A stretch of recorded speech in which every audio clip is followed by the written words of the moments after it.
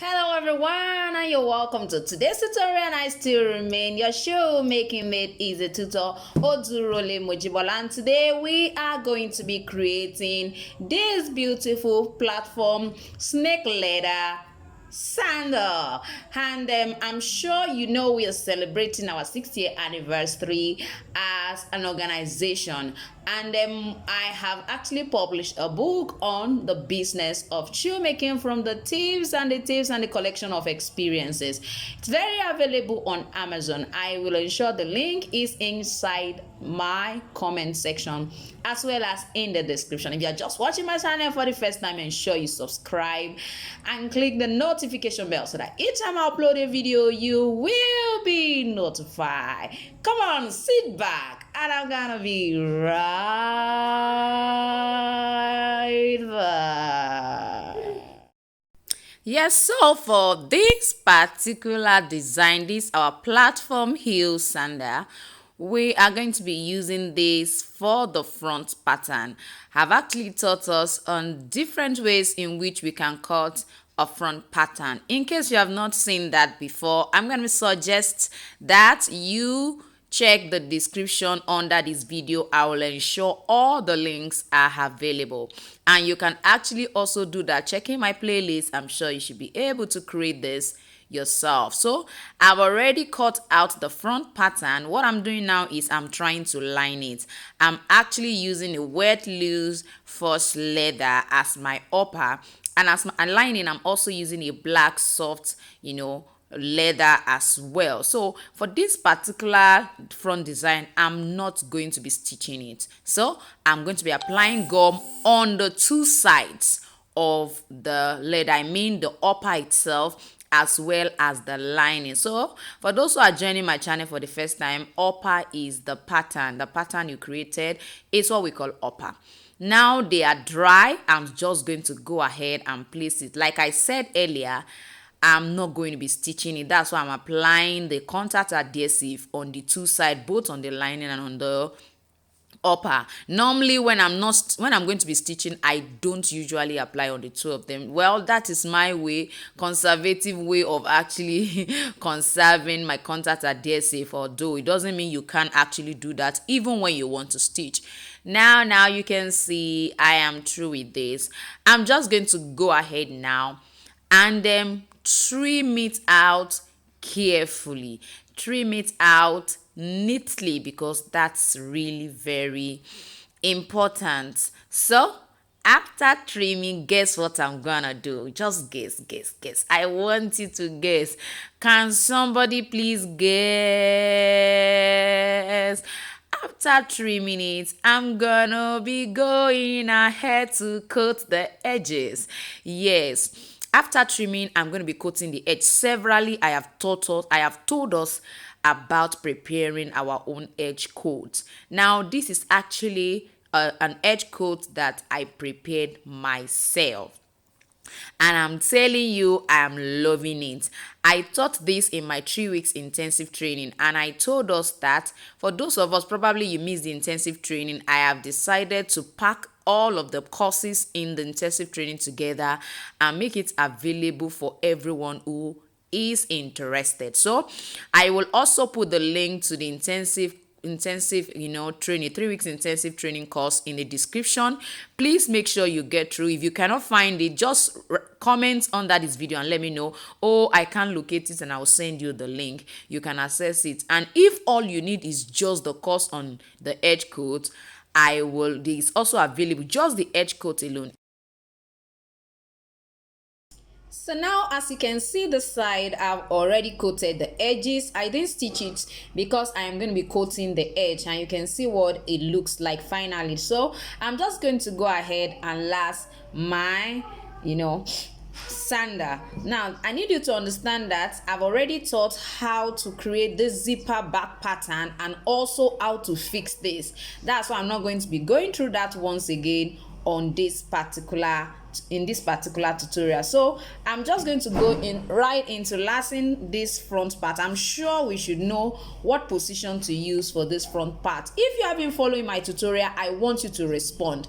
What position? If you're going to be using your finger, I want you to let me know where are you going to be using for your heel sandal. Don't forget, we are creating an ankle heel sandal, as you can see, and it's actually having a zipper back. So let me quickly go along with this.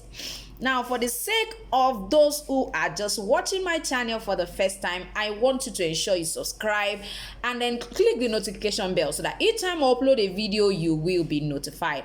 I'm going to be using my fingers. Let me quickly show us those fingers. Just for the sake of those who are just watching for the first time, I'm going to be using this side and this particular side. And this is what I mean. When I place my hand right away, you can see this particular leg. It looks more like a right leg when I'm holding it this way. When I turn it over, it looks like the left leg. So when you want to position your hand, ensure that you are positioning your hand on the leg that is corresponding to that particular finger. Like now, if I'm going to position it like this, it means I'm going to position it as my left leg, and I'm going to be using my left fingers. So if I turn it this other way and I want to place my hand on it, I'm going to actually use my right hand because it looks more like a right leg here. So placing my fingers on it this way, I'm going to be using this particular side and this particular side for this design. Now you can decide to make your own totally straight. Like you can see, my own is a bit curvy here and the lower part is almost actually straight. So you can decide to, work on your front and not let it look more like a straight strap at the front. So let me quickly lace this.